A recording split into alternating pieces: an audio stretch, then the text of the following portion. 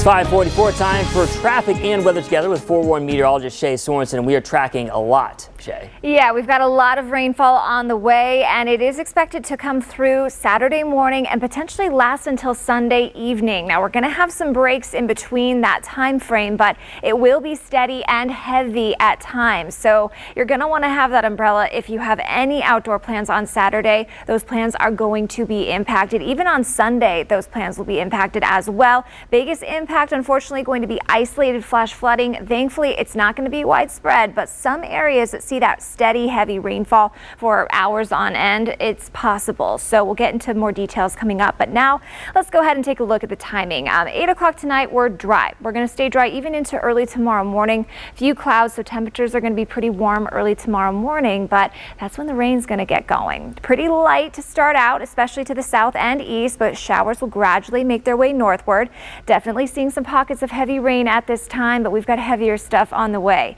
By about 1 p.m., it's looking pretty steady from really Tucson to the south and to the east, even out towards the west as well. And then that line of showers continues to migrate northward. Pretty heavy stuff rolling through Tucson, potentially around the 4 o'clock hour, up into Graham and Greenlee County as well. Pretty light on both ends of that really thick, heavy band.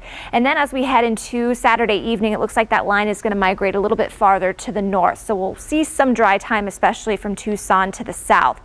Switching models just so we can go a little bit longer. Sunday, it is looking pretty busy as well. That line is going to migrate to the north early in the morning and then make its way back down south. So we're looking at additional steady, heavy rainfall around noon on Sunday, pretty much from Tucson up to Casa Grande, down to Sierra Vista, and there will be pockets of very heavy rainfall. So if you're doing any traveling along I-19 up towards I-10 to Casa Grande, Phoenix, there's going to be ponding on the roads. The visibility could drop as well, especially where those heavier rain bands set up.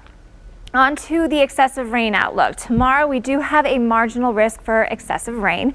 What this means is isolated flash flooding will be possible for really any of the areas highlighted in green. Doesn't mean it's going to happen everywhere for these areas highlighted in green. We do think that tomorrow there's going to be a better handle on where that heavy band sets up. So this might kind of thin out a little bit, get more pinpointed. But at this time it is fair game for almost all of the areas highlighted in green. But again, doesn't mean we're going to see isolated flash flooding everywhere, right? So just be aware of that. Look out for those low-lying areas that tend to flood, and always remember to turn around, don't drown.